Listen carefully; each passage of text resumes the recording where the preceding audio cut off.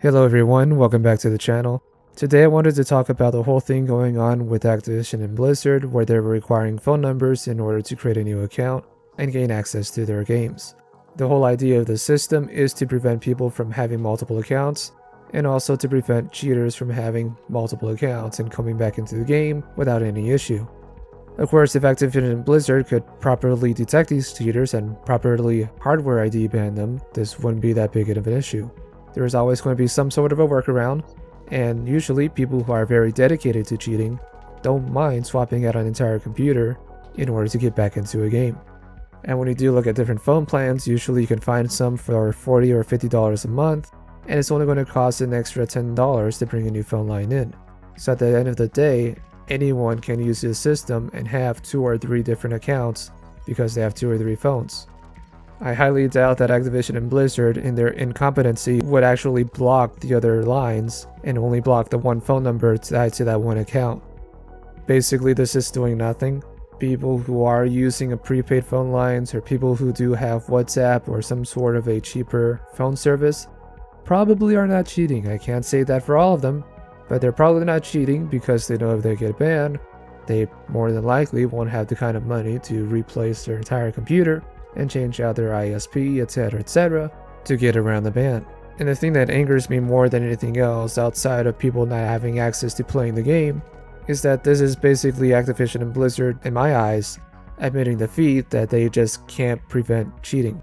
It's not that they have to have a 100% clean record of no cheats ever, but it should be 90% or 95% effective, with really being only like 1 or 2% of people that can actually cheat and never get caught, whereas the remaining would be people that would cheat for a few months and then eventually get caught.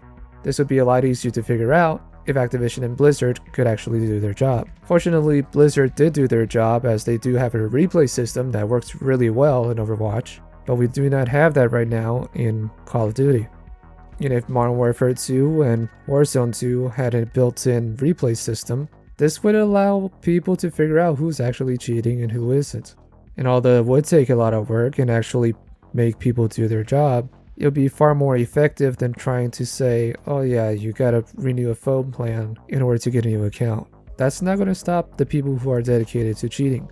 More so if they're making profit off of it in any way that they can, whether they're doing it in order to promote their cheats through like TikTok, or if they're just people who are pretending that they don't cheat and they live stream and make videos all day long. I'm not here to try and say who they are, but we know and we've seen constantly people getting caught over and over again. So it's definitely happening and people are not getting caught. Activision can take steps in order to prevent hacking. They have in the past with filing lawsuits as recently as with engine owning. That'll only stop it momentarily, as it would not prevent them from creating a new account or a new company under a different name, under a different country, and just keep making hacks. There is a high demand for it, so Activision and Blizzard would have to get on the horse and actually prevent hacking in the first place, so that way they don't have to require your phone number in order to try and artificially limit your accounts. Cheating happens anywhere and everywhere. It happens in sports, it happens in real life all the time. It's going to happen in video games because people have nothing else better to do, and it's the same mentality as people who just troll because they want to, or grief because they want to. I'm saying that very particularly because of something that had happened to me recently. Trying to stop players from creating a new account by saying you have to have a new phone number, that's not going to stop the actual people who hack. And if there's a way around that, well then that didn't solve anything, did it? So again, it's Activision not actually going towards and fixing the issue at hand, but rather trying to find alternate ways to fix the issue. Just keep working on the anti-cheat, make it better than what it is, and make it actually detect cheats. Secondly, if you do know who's providing these cheats, don't just file a lawsuit. Try to reverse engineer what those cheats are and where the exploit is. And then of course, if you have a replay system built into the game outside of kill cams, which are not very accurate more times than not, then we can actually find cheaters without having to have your system work all the time. If you have a replay system that's very accurate, that can show who has the UAV and who doesn't, who has the tracker perk and who doesn't, there's no reason for us to not find cheaters. There's no reason for us to not confirm who's hacking and who isn't. The absolute best proof is finding the software on their computer or on their machine, whatever it may be. That is absolutely the best way to find these cheaters. If we can't rely on that entirely, give us a replay system so we can find out for ourselves. There are streamers out there and people who create content all day long that can hide their cheats in more ways than one.